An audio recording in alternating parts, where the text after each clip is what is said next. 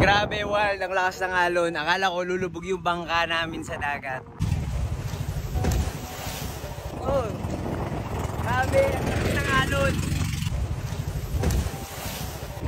Okay pa ba tayo, kuya?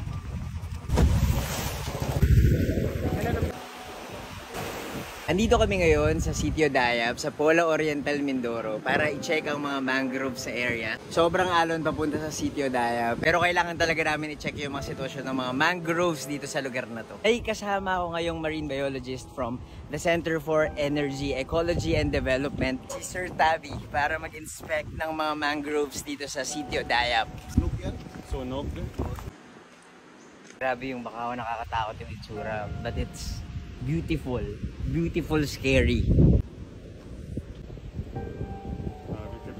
May lumubog na barko sa Oriental Mindoro last year at tumapon yung 800,000 litrong langis na dala-dala ng vessel.